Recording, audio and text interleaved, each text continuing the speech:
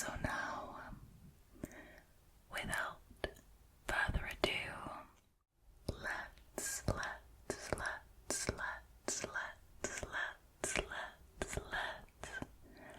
get into today's story, shall we? Our story begins in 1971 with two young brothers named Colin and Leslie Robson. They were 11 and 8 years old, respectively, and they were casually digging in the garden of their family home at 3 Reed Avenue in Hexham, England. Now, while digging, the boys discovered something rather weird in the soil. They dug in with their shovels and they unearthed 2 small heads. Not real heads, of course, but little sculptures made from stone. The sculptures themselves, they weren't very intricate or detailed at all, but they were in fact very rudimentary in design, looking skull-like, rough and about the size of a tennis ball, and with short, stumpy necks. These necks looked like they had been broken off of a larger artifact. Both of the heads were similar looking, though not identical in appearance, but both looked primitive, creepy, and certainly strange. One of the heads had a skull-like appearance, more so than the other. Its carved hair was mottled in stripes, running from its forehead to the back of its stumpy little neck. The stone head was referred to as the boy because, according to some people, it looked masculine in its appearance. The other head that was found was considered the more evil one of the two. It was often referred to as the girl, or even the witch, due to her wildly bulging eyes and strong beaked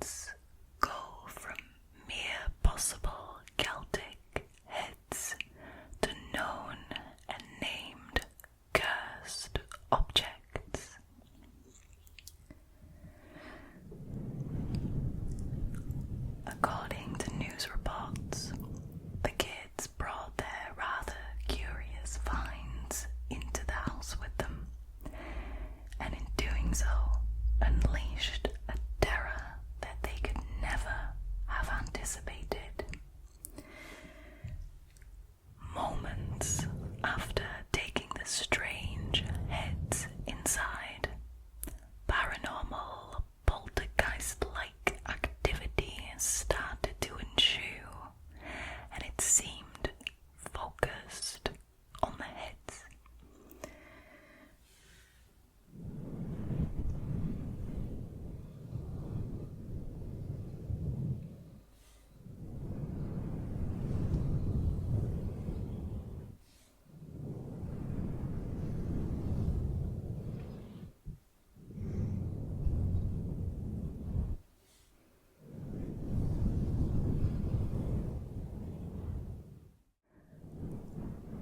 The activity started out relatively small.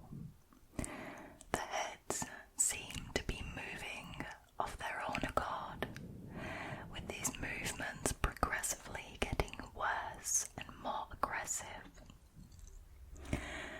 Now, personally, they say that this is starting off small, but if I had dug up two terrifying stone heads from the garden, brought them inside, and they started moving on their own, I wouldn't call that small, but that's just me.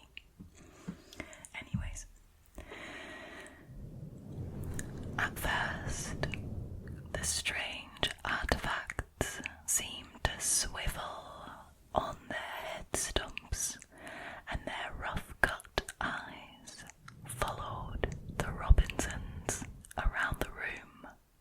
Soon enough, though, the heads started rolling about the place, even throwing themselves around the room, causing large thuds that scared everybody in the house. Soon thereafter, things escalated.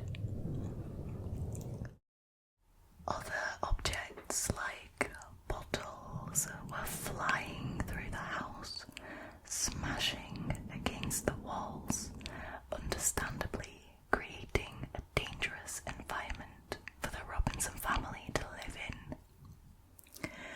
The parents were plagued by constant and intense headaches, though the activity generally seemed more centered around the children. Colin and Leslie's two sisters weren't spared of the curse either, as they would often find large and sharp glass shards in their beds. Wow. The family also reported often seeing a strange glow coming from the place where the heads were unearthed. The activity, however, wasn't restricted to the Robinsons' home. In fact, the Robinsons' neighbours, Nellie Dodd and her son Brian, they got it far worse.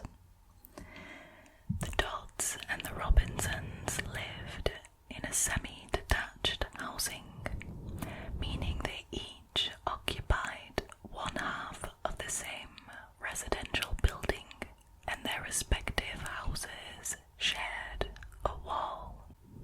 One seemingly normal night, after the Robinson boys had taken their heads into their home, Nellie, the neighbour, was tucking her son Brian in for bedtime.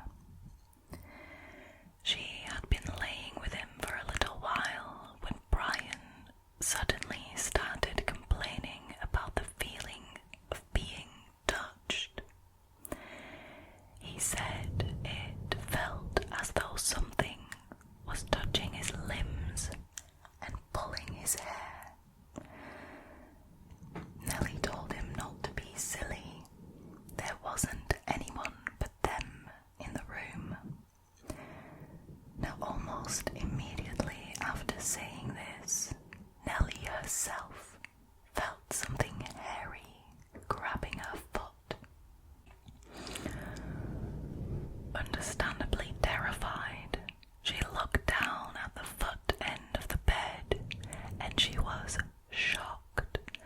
see a dark, were-creature stood there on all fours. It looked like what she could only describe as the most horrifying mix between a man and a sheep. Upon seeing this beast, it ran out of the bedroom as fast as it could, leaving Nellie and Brian in the bed, frozen with fear. It then allegedly ran through the house on 2 legs and out the door, bleating into the night. With these happenings escalating at such a rapid pace, it was only a matter of time before the local media picked up on this, and inevitably they spread the story far beyond the reach of local gossip, and eventually to a woman called Anne Ross. Dr. Anne Ross was an academic and an archaeologist who had studied at the University of Edinburgh. Her field of expertise: Celtic traditions and artifacts. In addition to her interests in Celtic history, she also showed a not so academically respectable interest in the paranormal, making her simultaneously the best person and the worst person to inspect these stone heads. After having a thorough look at these artifacts, she estimated them to be of the Iron Age, making them some 2 millennia old. She was so enamored by them, however, that she ended up taking the heads home with her. This left the Robinsons absolutely thrilled with joy, as they desperately wanted to get rid of them, but to them it seemed insufficient to just throw the heads in the bin.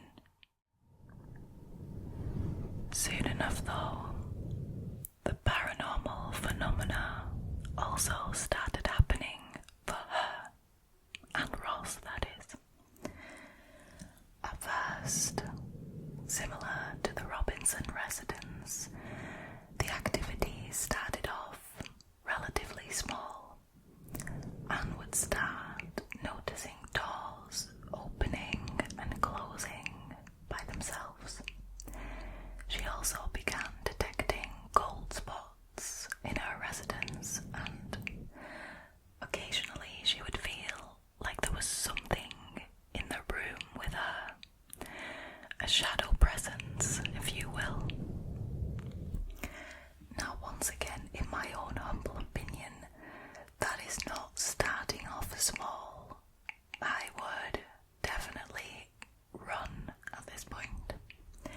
If I was casually sat in my living room and the door swung open and shut of its own accord, and there would be a shadow presence next to me and I would feel cold spots, I would be running. I would be out of there so fast, so fast.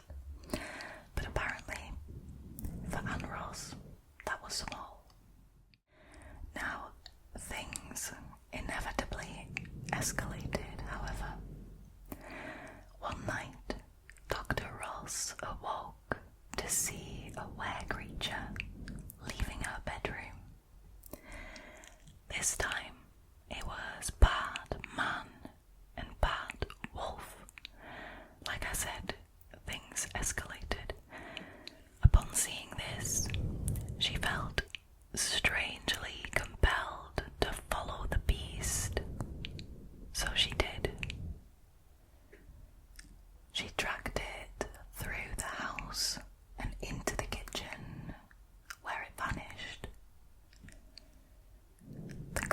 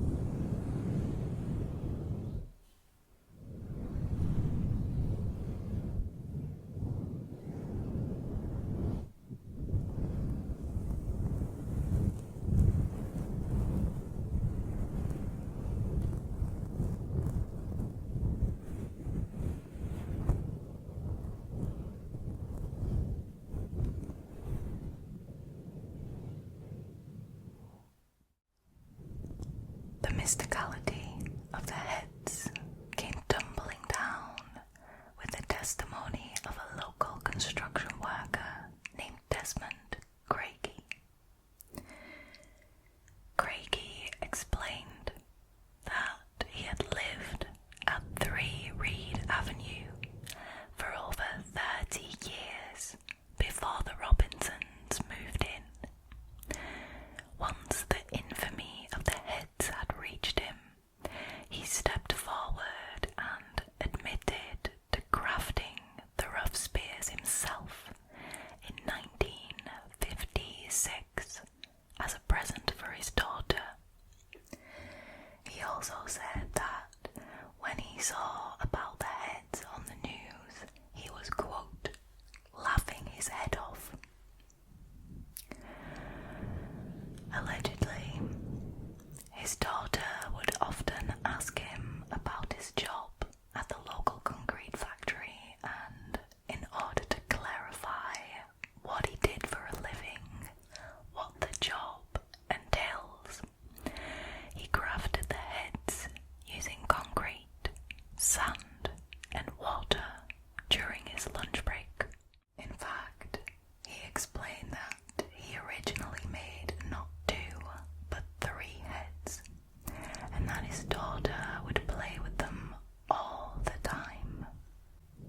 To prove the claims of Craigie, a chemical analysis was conducted on the heads, which concluded that these spheres were in fact most likely artificially moulded rather than sculpted out of solid stone. Dr. Anne Ross, who of course had her own reputation and credibility to protect, didn't buy Craigie's story. So, Craigie's claims were tested, and he was asked to recreate the heads there and then.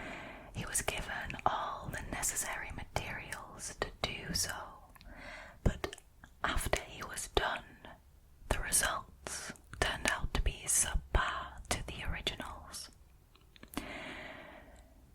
We don't know definitively whether or not Craigie made these heads for his daughter, or whether he just came up with that story to make things interesting and to make himself seem interesting. Even if he made the heads 25 or 30 years ago, it doesn't mean that they cannot be cursed. In fact, a lot of cursed objects have very mundane beginnings. This book has 2 stories about cursed chairs in them, for goodness sake. To make matters even more interesting, the Hexham Heads eventually vanished off of the face of the earth. To further examine the artifacts, the chain of provenance, along with Dr. Ross, passed them on to various